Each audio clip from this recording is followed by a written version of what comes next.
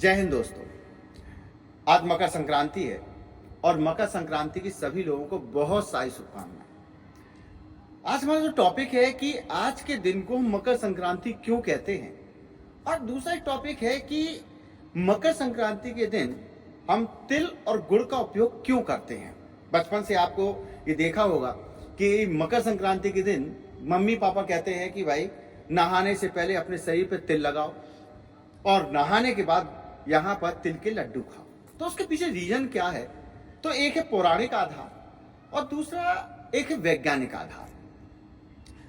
हम सबसे पहले बात करें, जो हमारा पहला टॉपिक है, आज के दिन को मकर संक्रांति कहते क्यों है। क्योंकि हमारा जो सूर्य भगवान है, आज हमारे सूर्य भगवान मकर रेखा में यहां से प्रवेश करना शुरू करते हैं, और जब मकर रेखा में प्रवेश करना शुरू करते हैं तो इसलिए इसको कहते हैं मकर। और संक्रांति का अर्थात मतलब होता है परागमन, मतलब एक से दूसरे में प्रवेश करना।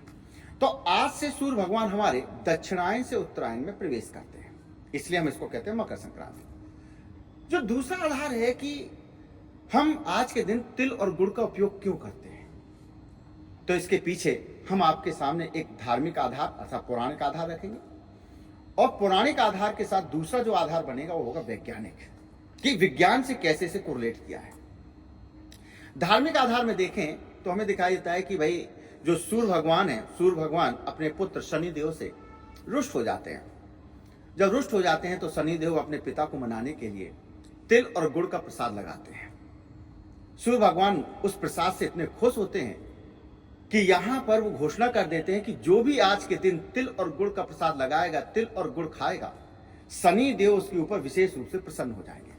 और आपको तो पता ही है कि शनि देव जिस पर प्रसन्न हो जाएं उसके तो सौभाग्य ही खुल जाते हैं। तो सीधी सी बात है, शनि देव को कौन रुष्ट करना चाहेगा।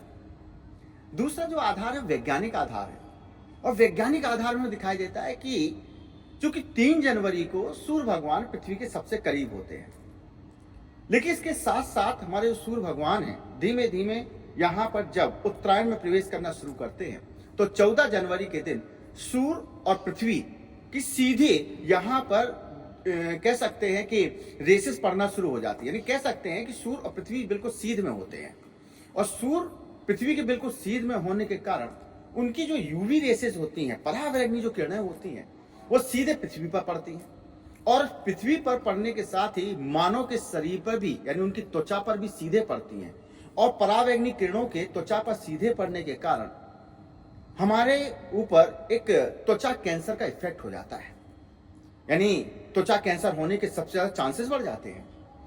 इसीलिए इस चीज को रोकने के लिए ऋषि मुनियों ने क्या किया कि उन्होंने खोज की कि तिल में एक सेस्मिन नामक तत्व पाया जाता है, और तिल में जो सेस्मिन नामक तत्व होता है, ये तत्व यहां पर कैंसर रोधी होता है, अर्थात कैंसर की कोशिकाओं को नष्ट करने का एक काम करता है। इसीलिए आज के दिन अर्थात मकर संक्रांति के दिन हम यहां पर तिल का यहां पर तेल लगाते हैं, तिल को लगाने का काम करते हैं, प्लस तिल के लड्डू खाते हैं, जिससे कि हम इन सब चीजों से यहां पर बच सकें। अब आप सोच सकते हैं कि अगर हमने सिर्फ इसको धर्म से जोड़ा होता है तो ऐसी स्थिति में शायद यहां पर हम कहते हैं कि हमारा धर्म सिर्फ एक रूढ़िवादी परंपरा पर चल रहा है।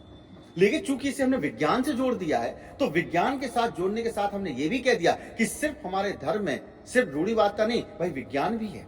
इसलिए विज्ञान और धर्म दोनों का एक जो मेल है, जो दोनों का जो एक सामंजस्य है, बड़ा खूबसूरत सामंजस्य है। इसीलिए हमें अपने धर्म में जो भी व्यवस्थाएं सिखाई जाती हैं, आप ये मान के चलिए उसके पीछे नहीं विज्ञान होता है। तो सभी लोगों को मकर संक्रांति की बहुत सारी शुभकामनाएं।